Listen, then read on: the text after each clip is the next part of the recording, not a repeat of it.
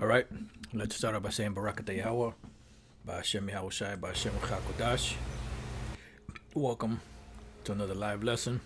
All right, let's start. The name of this one is GMS Biblical History Chronicles, the Assyrian Empire. So in this lesson, Lord's will be edifying. We're just going to go through some history of the Assyrian Empire, which is a main empire that deals with the scriptures,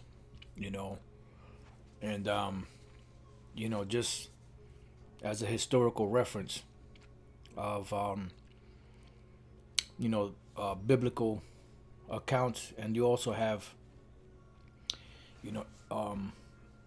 accounts outside of the Bible that speak about these incidents, and these different kings and men of Assyria that came against Israel, so on and so forth. So, and then you have those naysayers that say that the Bible is a comic book, it's fairy tale, and it never existed, and yet it speaks about all these different accounts in history, but it's a fairy tale book.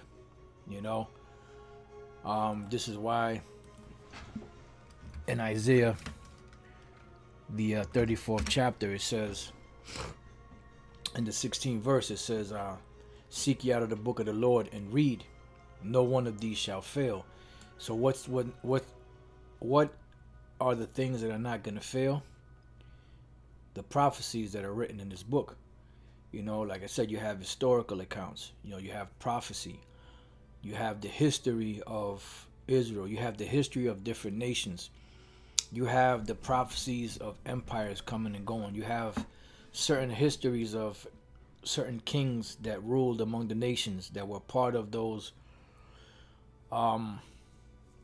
historical accounts, prophetic accounts, so there's all type of stuff here. You have slavery, you have laws, you have customs, you have the history of Israel, and many other things, but they still say that the Bible is inaccurate, or the Bible is a fairy tale. That's why it says, seek ye out of the book of the Lord, which we know that the book of the Lord is the Bible, and read, because you have to actually read, which Elder Ariala years ago had mentioned that at a street speaking.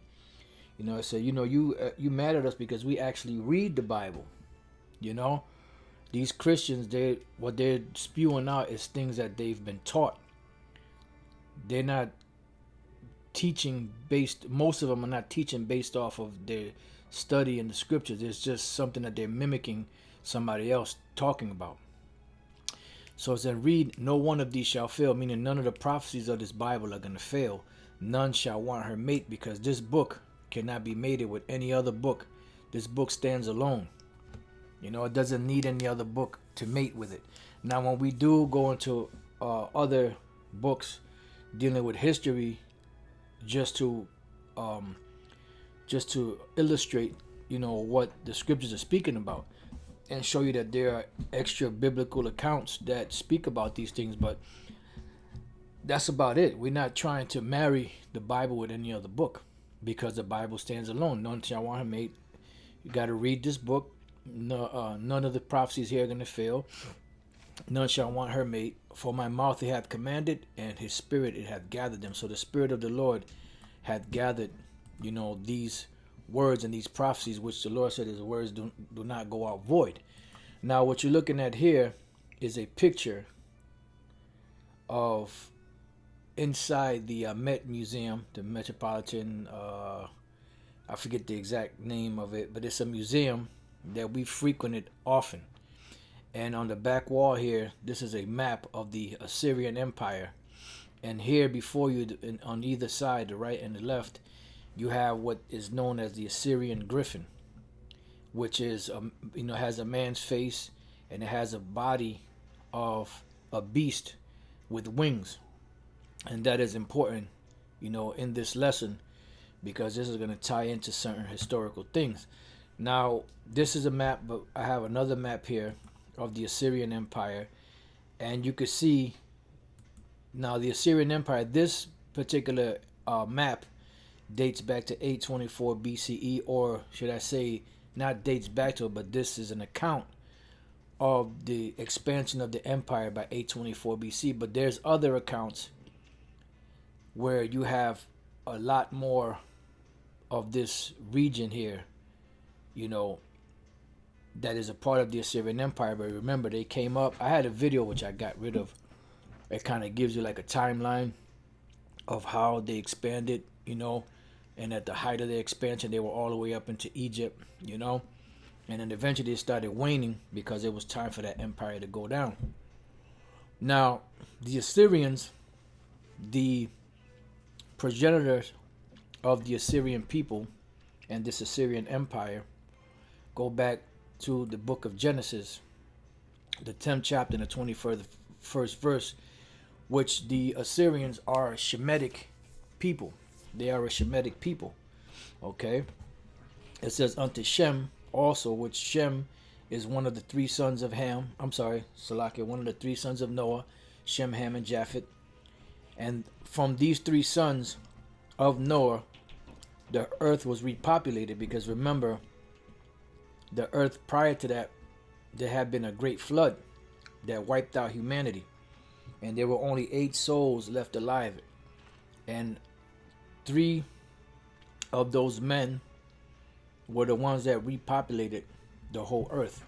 And that was Shem, Ham, and Japheth. So now, Genesis, the 10th chapter, gives you the account of the sons of Shem, Ham, and Japheth. So we're going to the sons of Shem. Unto Shem also, the father of the children of Eber, the brother of Japheth, the elder, even to him were children born. The children of Shem, Elam, and Ashur, and Arphaxad, and Lud, and Aram. So the son that we're focusing on in this lesson is Ashur, the son of Shem. When we go to Ashur, it comes from the Hebrew word Ashawar, and then when you come down here, you say what? Ashur or Assyria, a step. The second son of Shem, eponymous ancestor of the Assyrians. This is where the Assyrians get their name from. Ashur, Ashawar, the people of Assyria. All right, the nation Assyria, the land Assyria, or Ashur. So this is where the Assyrian Empire got its name from the man Ashur. All right, so he is the progenitor of the Assyrian peoples. Now, this once they when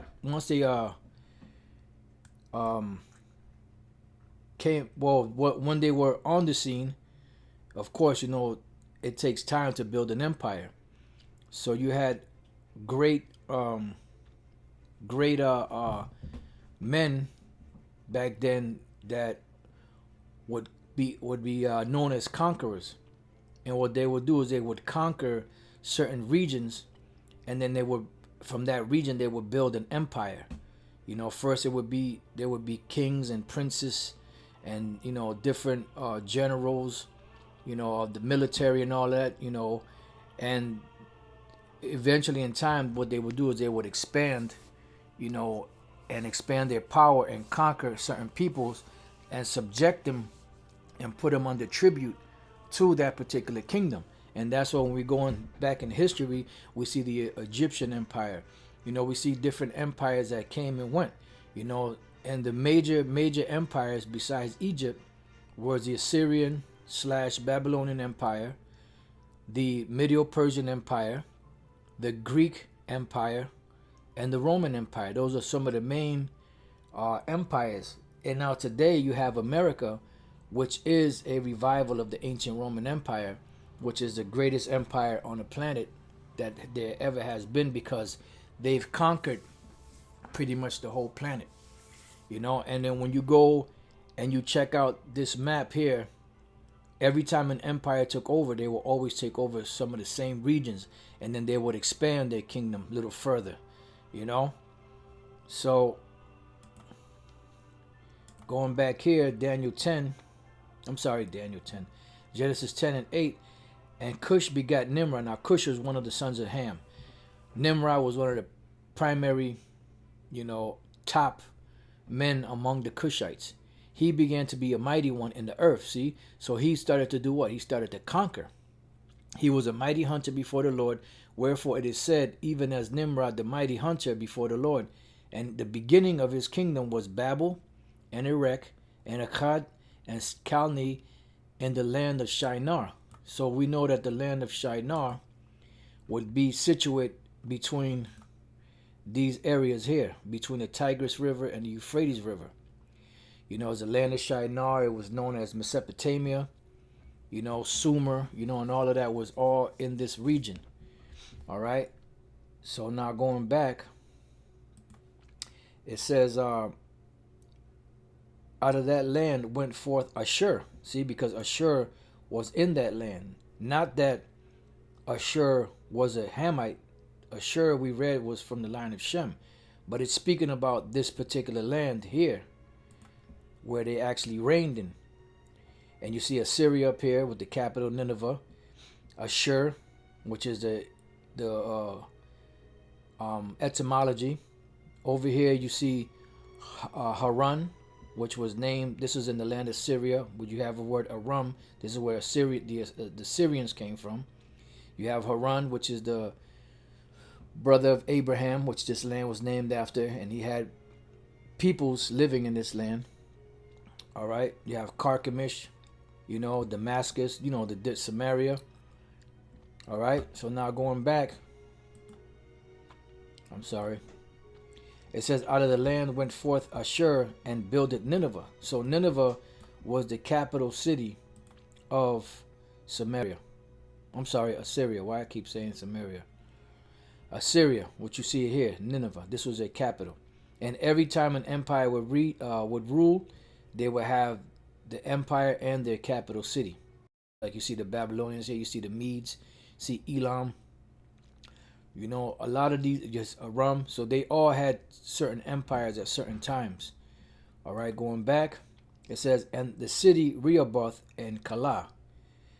All right, so now what we're going to do is we're going to go into the history of the Bible outside of, you know, the origins of the Assyrian Empire, and go into historical or prophetic accounts as to how the Assyrian Empire came into power.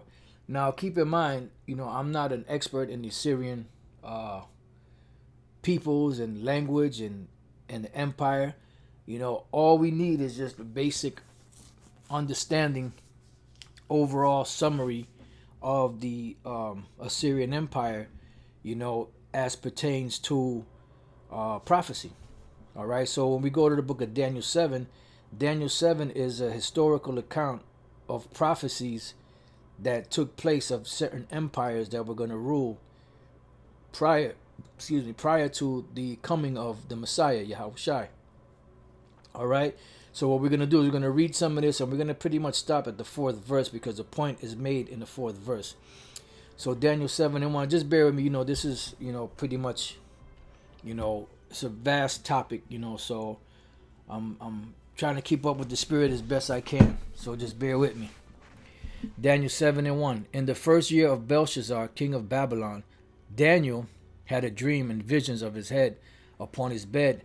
Then he wrote the dream and told the sum of the matter. So this was an actual vision that the prophet Daniel had of these empires. But see, when he was given this and he wrote it down, he really didn't fully understand what the dream was, because it really wasn't for that time for it to understand, because this spanned, you know, thousands of years. You know, some stuff was in his lifetime, but after his lifetime, other empires that came, he wasn't alive at that particular time. It says, Daniel spake and said, I saw in my vision by night, and behold, the four winds of heaven strove upon the great sea. Now the great sea is the Mediterranean Sea, because the first part of the four empires were pretty much centered around that region of the Mediterranean Sea.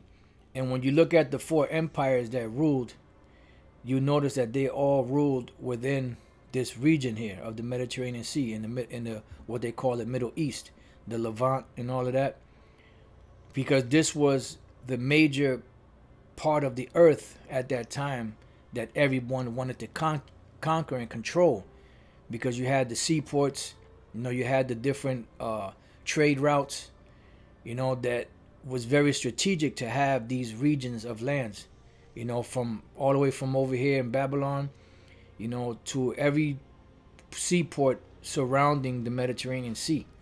That's how the merchants were made rich. So going back, it says, and four great beasts came up from the sea, diverse one from another. So these great beasts that we're reading about here represent empires. They don't represent actual beasts. But when the prophet Daniel saw it, he actually saw four actual beasts coming up out of that sea, just like the apostle John saw an actual dragon with 7 heads and 10 horns come out of the sea, but he didn't fully understand it, what that meant, So jumping down to the 17th verse, it says, these great beasts which are four kings, which shall arise out of the earth. So in other words, there will be 4 empires that will be rising up, and that's what those beasts represented. Never fails.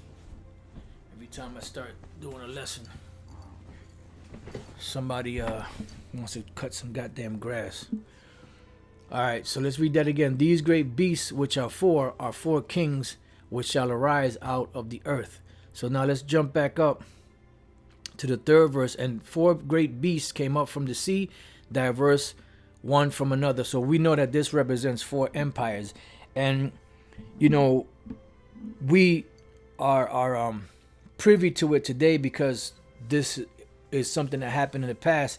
And these empires are well documented in history, that they came up one after another.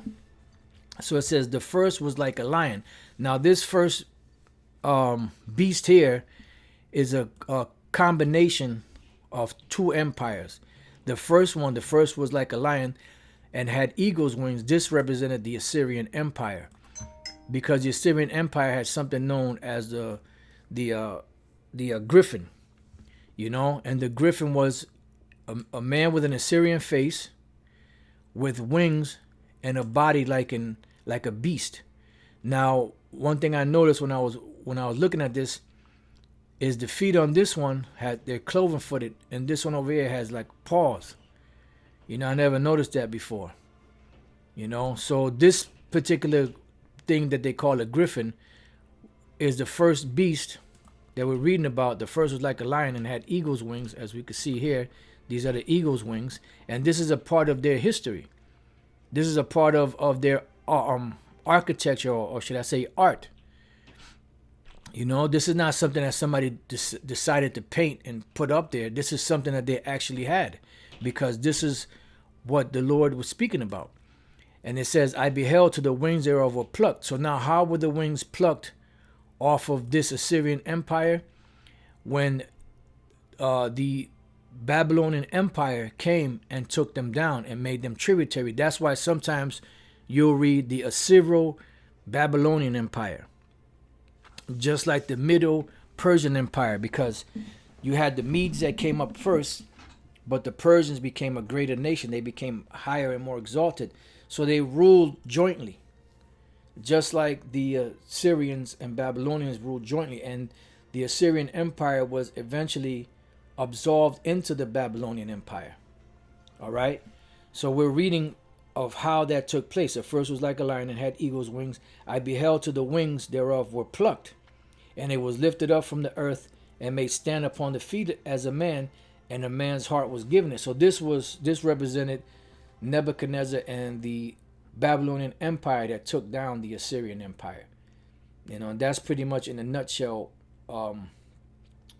the not the beginning, but the ending.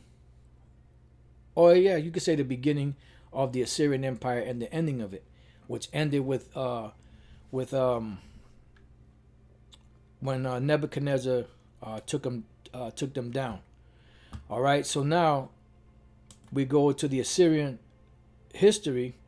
You have here Assyria in Wikipedia, And it says Assyria, also called the Assyrian Empire, so this is what we're dealing with, was a Mesopotamian kingdom and empire of the ancient Near East. Because prior to them being absorbed into the Babylonian Empire, they also had a vast history of many different conquests.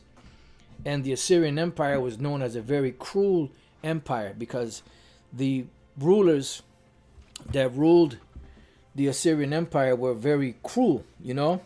They were like merciless demons, you know, pretty much. And that was a spirit that was upon them.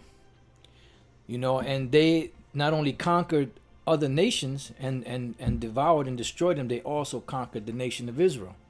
You know, the northern kingdom, should I say. It says was a Mesopotamian kingdom and empire of the ancient Near East and the Levant that existed as a state from perhaps as early as the 25th century BC. So there's a vast history. But we're only concerned with, I believe, what they call the Neo-Assyrian Empire, which was the empire that ruled and had wars with us, you know, with our foreparents, and eventually took the northern kingdom down. And we're going to read a little bit of that history. It says, in the form of a Sur city-state, until its collapse between 612 BC and 609 BC, spanning the periods of the early to Middle Bronze Age through the late Iron Age. This vast span of time is divided in early period, Old Assyrian Empire, Middle Assyrian Empire, and Neo-Assyrian Empire, which we're more concerned with the Neo-Assyrian Empire because this is what is part of this history is contained in the scriptures. It says, from the end of the 7th century BC, when the Neo-Assyrian state fell, to the mid-7th century AD, it survived as a geopolitical entity. For the most part, ruled by foreign powers such as the Parthians and early Sasanian empires between the mid-2nd century BC and late 3rd century AD.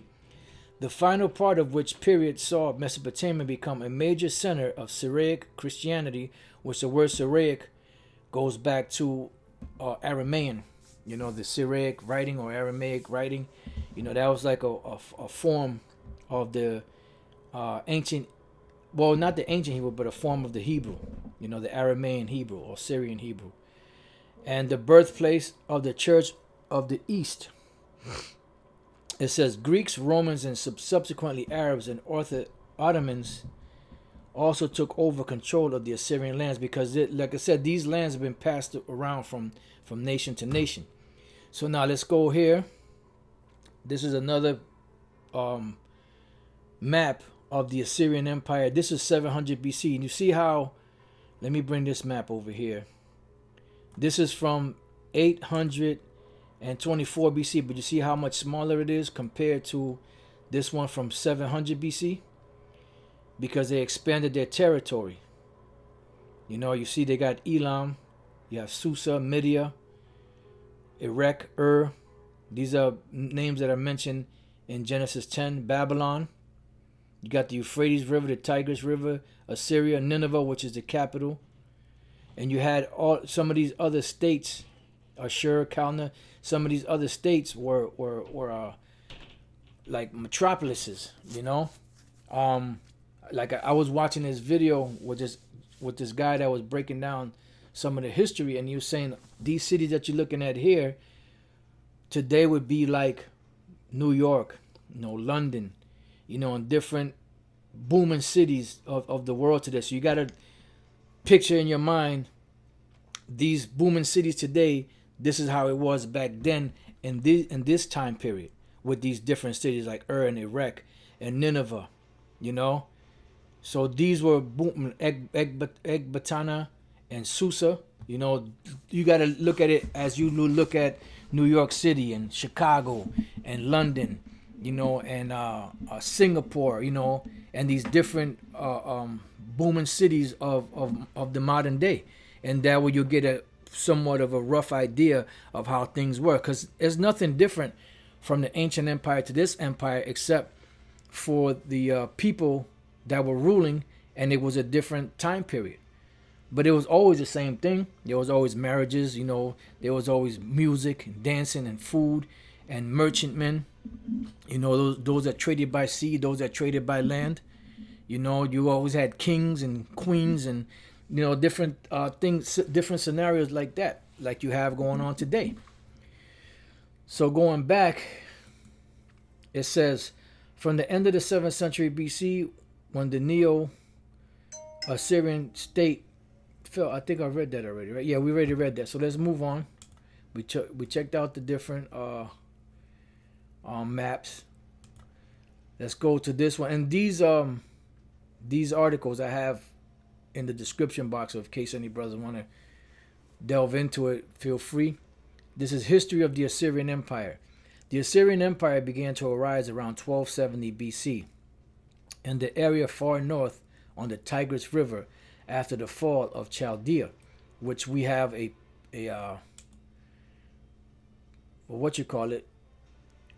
illustration, which you have. This is the Euphrates River, this is the Tigris River, and you see up here, this is where Assyria is. Excuse me. The first capital of Assyria was Ashur, which is right here, which is south of Nineveh. All right, the one that took over as capital, because Ashur was the actual name of Assyria. All right, it says, and after that, Nimrod became the capital of ancient Assyria.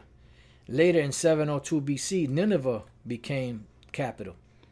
And this is why the scriptures speak about Nineveh so much, because sometimes Nineveh refers to the ancient Ninevites, and some of those prophecies can be applied today to America, which America is spiritually known as Sodom and Egypt, but is also known spiritually as Nineveh and other of those empires that ruled back then, because they're doing the same exact thing, and the same judgments that fell upon these nations is going to fall upon America, which is a new modern empire, but it's going to be far worse. It says, and this was during the reign of King Sennacherib. All right. It said, and Sennacherib is mentioned in the scriptures. As Lord's will, we can get some precepts on that. When after I read some of this information, and we can hit some precepts on it. And this is like I said, this is a vast topic, so it's impossible to cover all of the information in one lesson. Nineveh soon became one of the largest cities of the ancient Near East. Think of New York, think of Dubai, think of any of those high-end cities today.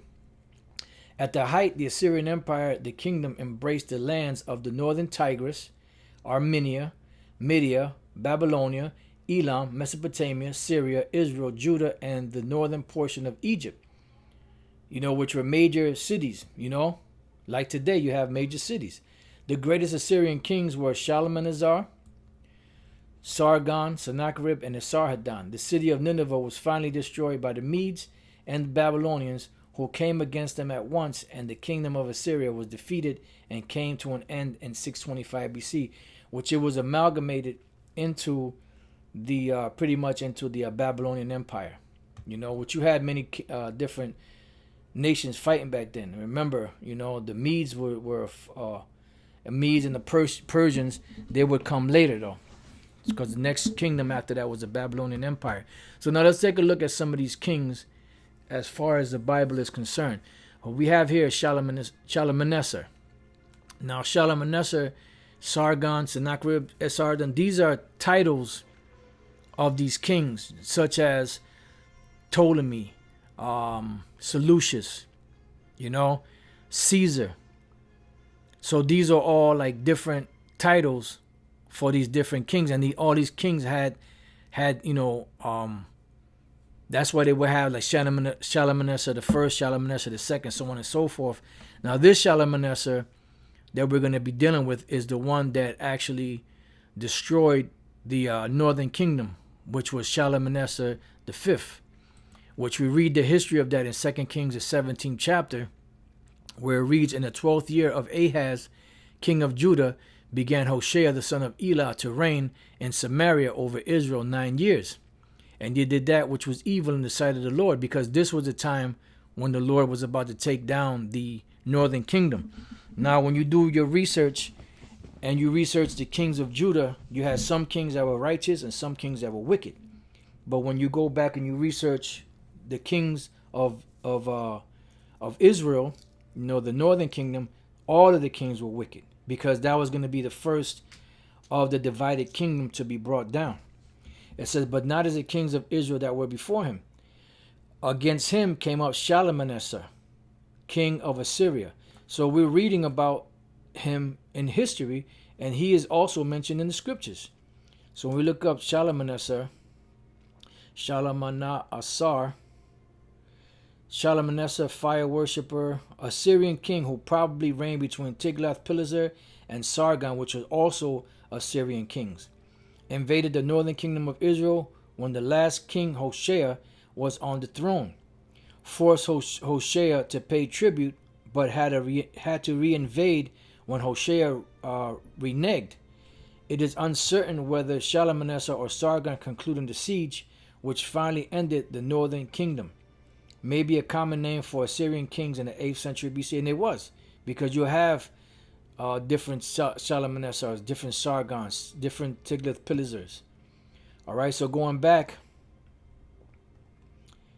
let's see. Against him came up Shalmaneser, king of Assyria, and Hoshea became his servant and gave him presents. And the king of Assyria found conspiracy in Hoshea, for he had sent messengers to So, king of Egypt, and brought no presents to the king of Assyria, as he had done year by year. Therefore the king of Assyria shut him up and bound him in prison.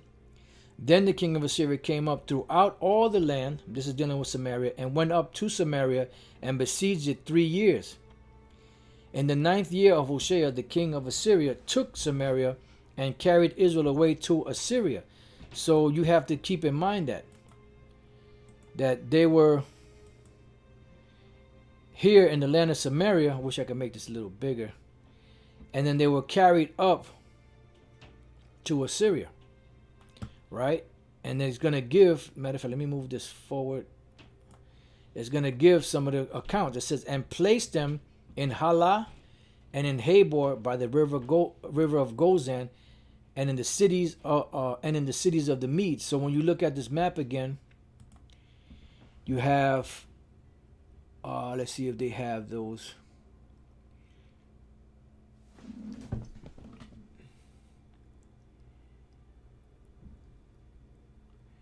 All right, so this is what we're going to do. We're going to take Halah and Habor, copy that. And then we're going to go see if we can find a map. You know, just to give an idea of exactly where that was at. Okay, let's see. Just bear with me 1 second.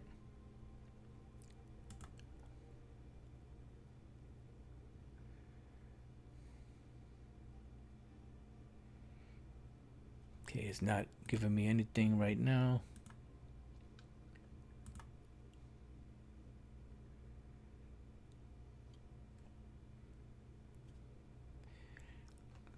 Let's do it like this.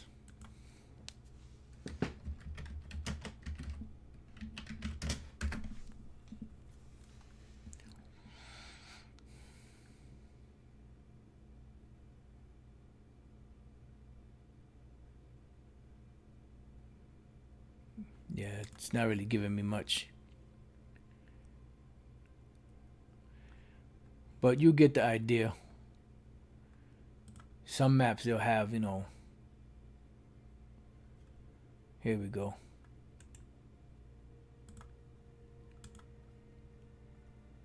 All right, here we go. We got a little something here.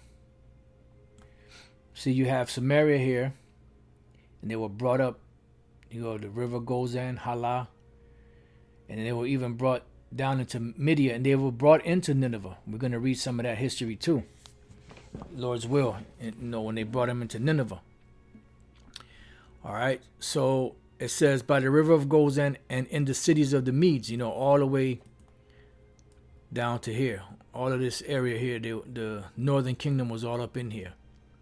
And you still have remnants of the northern kingdom in these lands. That's why these individuals that say that all Israel is black, they bugged out because Jake mixed with they mixed all over the place.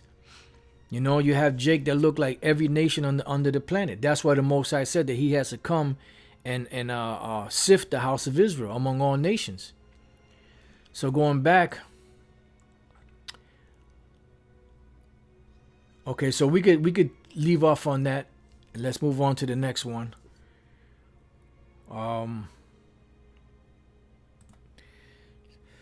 So that was some of the history on Shalmaneser. You brothers could do more history. You could go and type Shalmaneser online, Shalmaneser the Fifth, and get more of the history on and how he besieged Jerusalem. Samaria, and took Samaria and put Jake in captivity. So we're gonna move on to Sargon. All right, and this Sargon is also mentioned in the scriptures. So what we're doing is we're paralleling the history of the Assyrian Empire with the scriptures to show you that it's in the scriptures. And I know to some people that this could be boring, but you know what? This is a part of our history, All right, so let's go to Isaiah chapter 20, verse 1. In the year that Tartan came unto Ashdod. Now Tartan, I was looking up, he was a general of Sargon, and there was another matter of fact, when we click on it, Tharathun, Tartan, field marshal, general, or commander, a title used by the Assyrian military. And he was he was a general of Sargon and Sennacherib. All right. So it says, in the year that Tartan came unto Ashdod, when Sargon, the king of Assyria, sent him and fought against Ashdod and took it, at the same time spake the Lord by Isaiah the son of Amos, saying, Go and loose the sackcloth from off thy loins, and put off thy shoe from thy foot. And he did so, walking naked and barefoot. And the Lord said, like as my servant Isaiah hath walked naked and barefoot 3 years for a sign and a wonder upon Egypt and upon Ethiopia, so shall the king of Assyria lead away the Egyptians prisoners and the Ethiopians captives, young and old, naked and barefoot, even their buttocks uncovered, in the shame of Egypt. And they shall be afraid and ashamed of Ethiopia, their expectation, and of Egypt, their glory. And the inhabitants of this isle shall see in that day, behold, such is our expectation, whether we flee for help to be delivered from the king of Assyria, and how shall we escape? So this is just an account in the scriptures of Sargon. As a matter of fact, let's look up Sargon. Sargon, prince of the sun, king of Assyria, son of Shalmaneser, and father of Sennacherib, ruled from 721 to 702 BC, conqueror of Samaria, which he wasn't the conqueror of Samaria. It was Shalmaneser the fifth that was a conqueror of Samaria. All right. So that was it on that. So now let's go to the next one. The next one is Sennacherib, which was the son of Sargon. All right, and we find in plenty of scriptures we're gonna find Sennacherib. He's one of the Syrian kings that's mentioned a lot in the scriptures. We find about him in the book of Tobit. Now Tobit was from the tribe of Naphtali. He was a righteous man. He was from the tribe of Naphtali, and he happened to get caught up in the Assyrian captivity. And these are descendants of those individuals that were brought into these lands up in here, Nineveh, and he happened to be up in Nineveh, which was the capital at that time of Assyria. All right, it says the book of the words of Tobit, son of Tobiel. Let me see something I had high. Okay. The book of the words of Tobit, son of Tobiel, the son of Ananiel, the son of Abduel, the son of Gabael, of the seed of Asael, of the tribe of Naphtali, who in the time of Enemesar, king of the Assyrians, was led captive out of Thisbe, which is the right hand of that city, which is called properly Naphtali and Galilee above Asher. Okay, so he came from Naphtali. I, Tobit, have walked all the days of my life in the ways of truth and justice, and I did many alms deeds to my brethren and my nation, who came with me to Nineveh, into the land of the Assyrians. And Tobit, before he died, he actually seen the destruction of Nineveh that the Lord had promised. You know, remember Jonah, the Lord told him to go prophesy that Nineveh was about to be destroyed in 40 days, but there was a turnaround and the Lord didn't destroy it at that time. But eventually the Lord did destroy it, and Tobit was alive to see that destruction, and he rejoiced over it.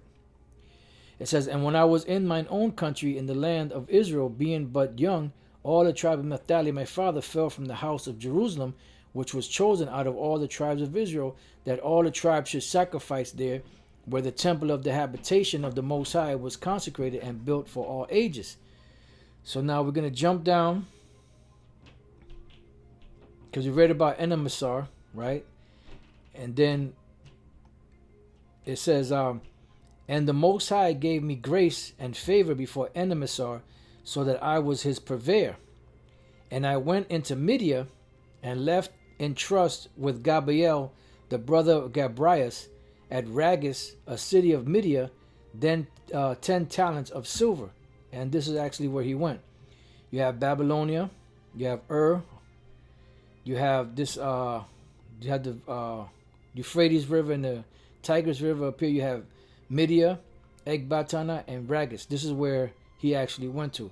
This is just to give an illustration, you know, on the map of where he traveled to. So you have, where is Nineveh at? Right here. Nineveh, and he traveled over here. All right, dealing with Tobit. It says, and I went into Media and left in trust with Gabael, the brother of Gabrias, at Ragus, a city of Media, 10 talents of silver. Now when Enemesar was dead, Sennacherib his son reigned in his stead, whose estate was troubled, that I could not go into Media. See, so here it is, when this particular king that he found favor in, and he was a purveyor for him, meaning that he was a man that did trade for him. You know, he bought and sold stuff. You know, then when that particular king died, Sennacherib that came into power, he didn't find favor as he would have in the eyes of his father. Now when Enemesar was dead, Sennacherib his son reigned in his stead, whose estate was troubled, that I could not go into Media. And in the time of Enemesar, I gave many alms to my brethren, and gave my bread to the hungry. So we're reading some of the history of how the Israelites were carried away from Assyria. I'm sorry, from Samaria. Keep getting those two mixed up. All the way into Assyria, into Nineveh, and them different places. And this is where you had, let's go back here. This is where you had a lot of Israelites in these regions, in these areas. And up to this day, you have Israelites all throughout here. Remember, when we read in the book of Acts, the 2nd chapter, it said that there were Jews, devout men out of every nation under heaven. So they were coming from all these lands, and they gave you a list of all the lands that they were coming from. Matter of fact, let's get there real quick. Let's go to Acts. See, and this is why it's important to know this history, because if you don't know this history, then you won't understand things like this. Because you know what they say, these so-called Christians at Acts 2 and 5, that these were all different nations that were coming to Jerusalem. No, it clearly tells you who they were. And they were dwelling at Jerusalem Jews, devout men out of every nation under heaven. Why? Because the Israelites had been scattered. This is why the Apostle James wrote a letter to the 12 tribes which are scattered abroad, greeting. Because the Israelites were scattered all throughout those regions out there. And when we jump down to the 9th verse, it gives you these lands where these Israelites, these Jews were scattered to, that were coming to Jerusalem. Because remember, it was 3 times a year when the Israelites had to come, the men had to come and present themselves before the Lord in Jerusalem. Parthians and Medes and Elamites. So these weren't actual Parthians and Medes and Elamites. These were Israelites that were being called Parthians and being called Medes and being called Elamites, and were speaking the languages of those regions. Why? Because they were brought there. We just where is it? We're just reading how the Sumerians, or the northern kingdom, were brought into Assyria, and even into the land of the Medes by the Assyrian king Shalmaneser. And this is why you had, in these regions, you had Israelites that were a part of that captivity that were still coming back to Jerusalem to keep the feast, the 3 feasts, a yearly feast that the Lord commanded Israel, going back to the book of Deuteronomy 16 chapter. So let's go back. So Parthians and Medes and Elamites and the dwellers in Mesopotamia, see, all in those regions, and in Judea and Cappadocia and Pontus and Asia. And these Cappadocia, Pontus, and Asia, these all are up in, if I'm not mistaken, in the land of Turkey today. Okay. Just bear with me 1 second.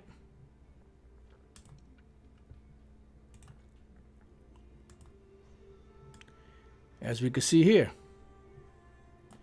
So you have Cappadocia. What was the other one? Cappadocia, Pontus,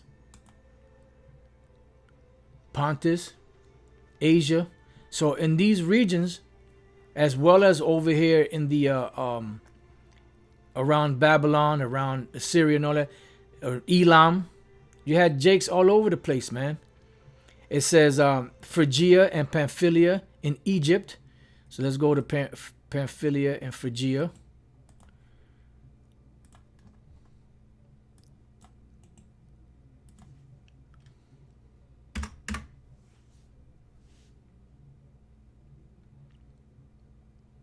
Again, it should be right there, Phrygia, Pamphylia. See, all in this region. All right, let's go. And then it says in Egypt, because remember, you had a big community of Israelites in Egypt. They were called Alexandrian Jews. Then you had in northern Africa, you had the Cyrenians.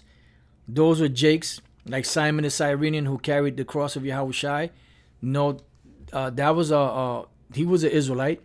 You had a big community of Israelites up in northern Africa too, so-called Africa. In Egypt and in the parts of Libya about Cyrene. All in those regions you had Israelites and strangers of Rome. Remember, you had Claudius that kicked the Jews out of Rome. Jews and proselytes. The proselytes were those that turned from following after the traditions of the elders to Yahushai. Cretes and Arabians, see? So these weren't actual heathens. These were Israelites that were in these lands that had the citizenship of these nations and spoke their languages. We do hear them speak in our tongues the wonderful works of the Most High. Okay? So some of these individuals that were coming from the Parthians and Medes and Elamites, these were some in Mesopotamia, these were some of the Israelites that were carried into these regions by the Assyrian kings. And we're reading about Tobit. And he was under the captivity of the Assyrians. All right, so now let's go from there. Like I said, we're jumping around a little bit, but hey, it's all right. Isaiah 36:1. Now it came to pass in the 14th year of King Hezekiah that Sennacherib, king of Assyria, came up against all the defense cities of Judah and took them. Yeah, because you had Sennacherib that took down some of these cities where Judah was living and dwelling. Okay, and they were talking all kind of shit. In this particular account, we read here, he had certain men that he sent to speak to the king and his men and the people in the Hebrew tongue, and tell them that the Lord is not going to deliver them out of the hand of the Assyrians. Look at the gods of these different nations and how they got taken down. So they were bragging and boasting. So this was the Assyrian Empire. This was their great legacy that they left behind, which was nothing but a bunch of bloodshed. So this is why all nations have to pay. See, right now our main focus is on Esau because he's the last ruler and he's done committed a lot of crimes. But you got to remember that these nations also had a big hand in destroying us, had a big hand in pretty much murdering us, putting us in under tribute. So that's why all nations are going to go into captivity. It's not just going to be Esau. Esau is going to get it the worst, but all these nations have done their wickedness. When you research the scriptures, you go back to the book of Judges, you see all the Moabites and the Ammonites and all those different nations that had us in captivity, and the blood that they shed, they got to pay for that. So it's not just going to be Esau in the kingdom. It's going to be all these different nations, and they're going to have to pay for that. See, our mind is more in tune now with Esau and the things that he did because it's more modern. But remember, there's still history and records of these nations and what they've done to us. That's why in the kingdom of heaven, all nations are going to be in captivity, and we're going to rule over them with a rod of iron. And if they don't go right, they're going to get smashed in the head with that rod of iron. All right? So you brothers can read the rest of this in Isaiah 36. And now let's go to the last one is Esarhaddon. Now Esarhaddon is found in the book of Ezra, the 4th chapter. And this is, matter of fact, let's go real quick to the book of John, the 4th chapter. A matter of fact, before we read that, let's just read this in Ezra. Ezra 4:1. Now when the adversaries of Judah and Benjamin heard that the children of the captivity builded the temple unto the Lord power of Israel. Now this is going into the Medo-Persian Empire, because the Lord set up Cyrus, which was a king of the Persians, to take over the next empire to rule.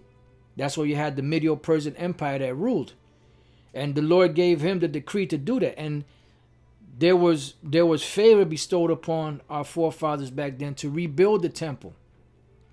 But these other nations that knew about our fall, they came to Jerusalem to so-called help, but they really weren't coming to help. They were really coming to try to stop the building of Jerusalem back up, because they knew that once we was in power, that we were a force to be reckoned with, because the power of Yahweh Bashem El Shai was with us.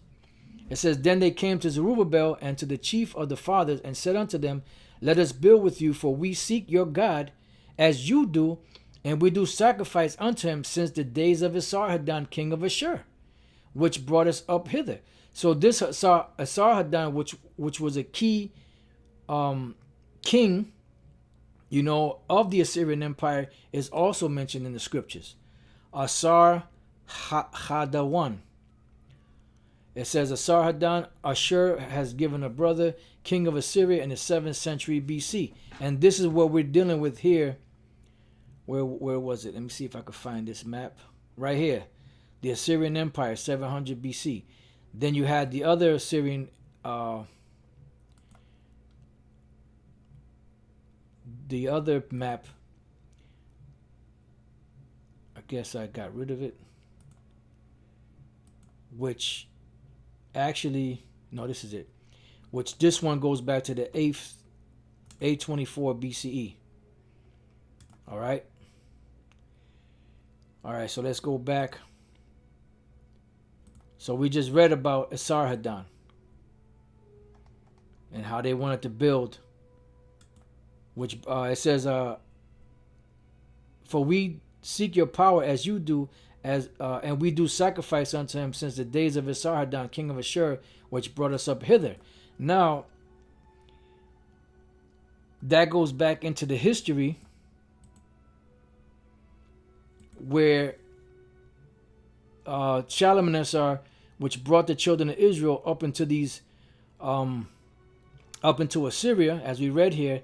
And when we jump down to the 24th verse, matter of fact, you know what? I'll start at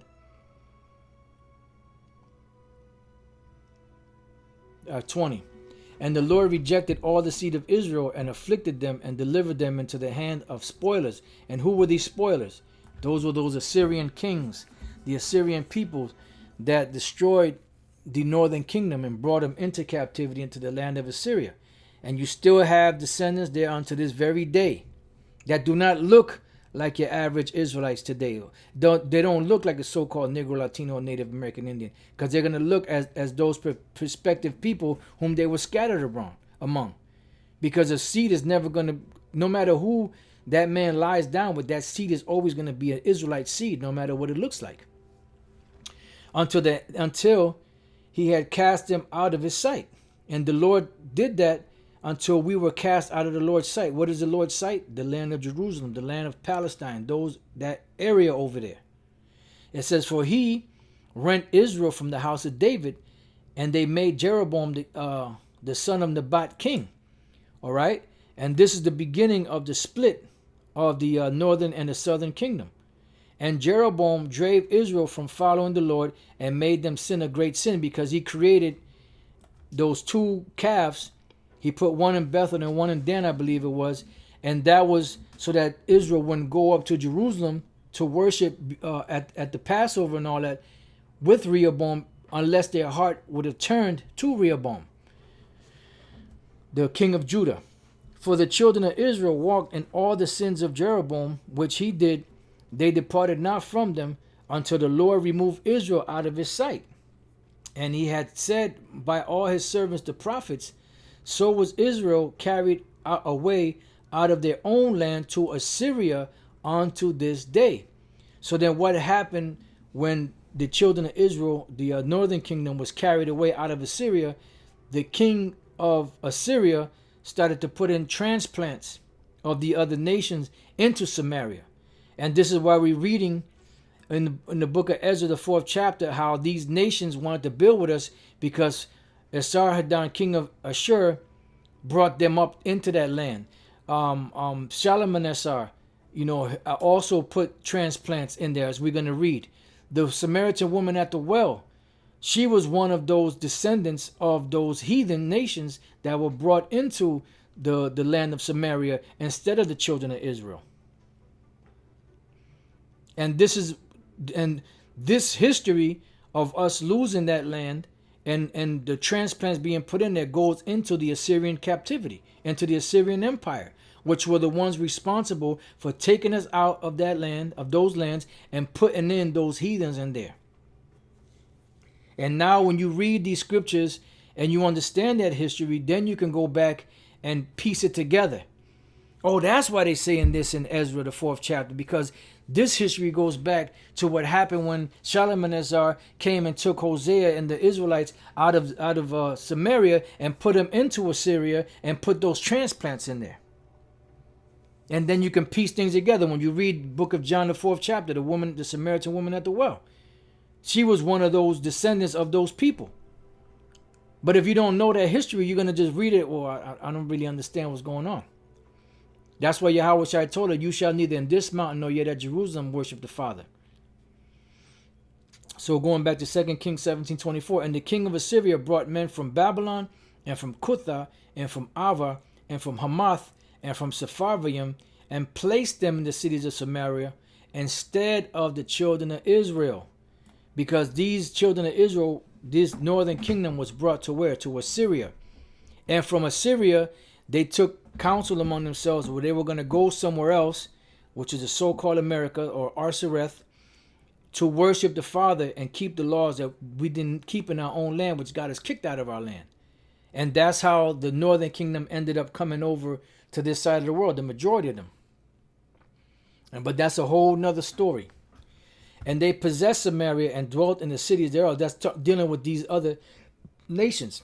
And so it was at the beginning of their dwelling there that they feared not the Lord. Therefore the Lord sent lions among them, which slew some of them. So the lions was tearing their ass up because they were still doing their heathenistic customs. You know, and the Lord said, all right, you want to defile my land? Here, I'm gonna give you some act right. So he sent them lions that started tearing their ass up. Wherefore they spake to the king of Assyria, saying, the nations which thou hast removed and placed in the cities of Samaria know not the manner of the God of the land. Therefore he hath sent lions among them. And behold, they slay them, because they know not the manner of the God of the land.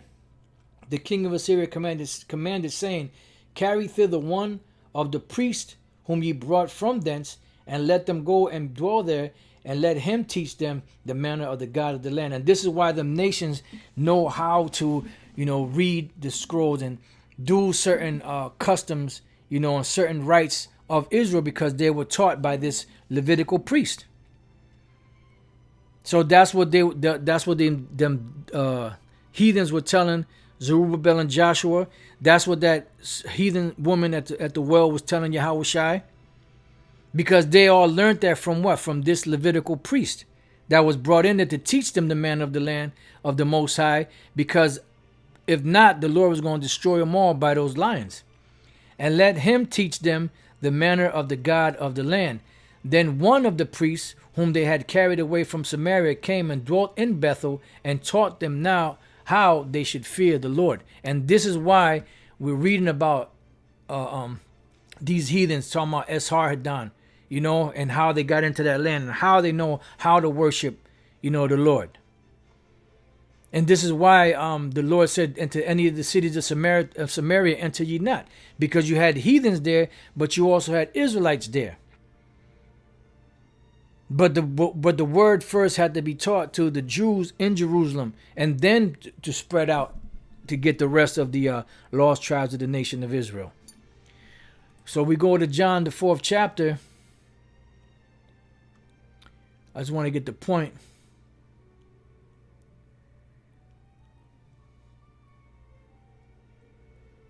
Right, John 4:11. The woman saith unto him, Sir, thou hast nothing to draw with, and the well is deep. From whence then hast thou that living water?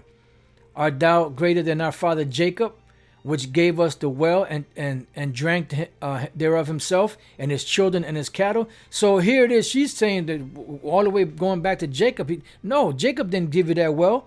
You were put in that land by Shalmaneser and the other different Assyrian kings that brought more transplants into that land. Yahushua answered and said unto her, Whosoever drinketh of the water shall thirst again.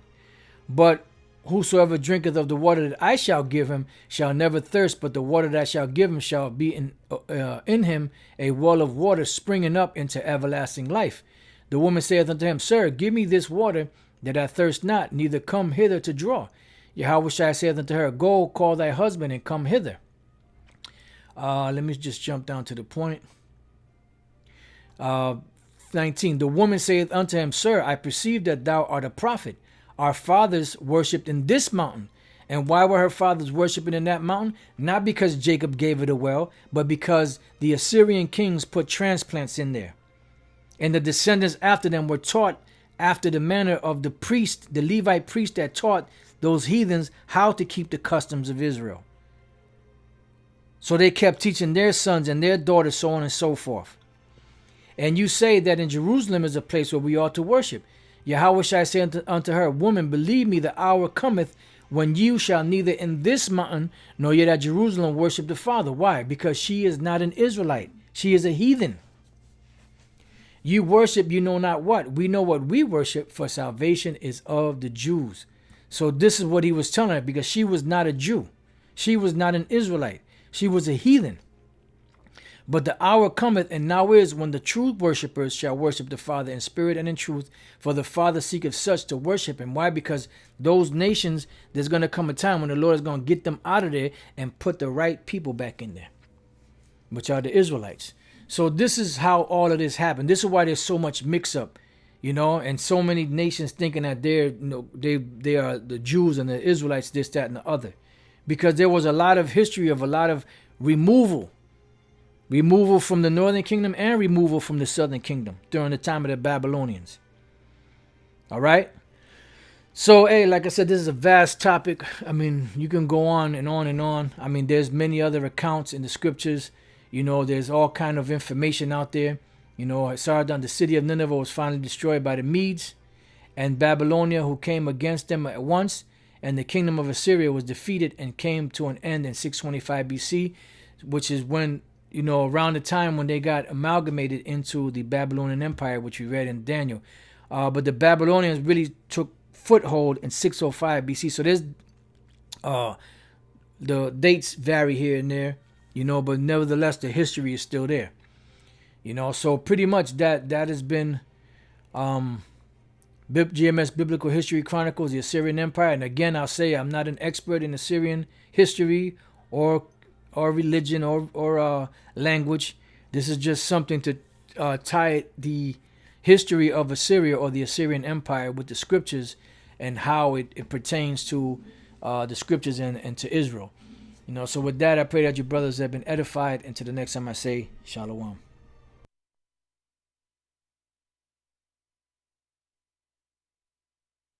Woman at the well was telling you how was shy?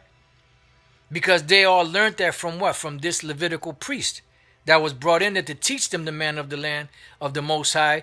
Because if not, the Lord was going to destroy them all by those lions. And let him teach them the manner of the God of the land. Then one of the priests whom they had carried away from Samaria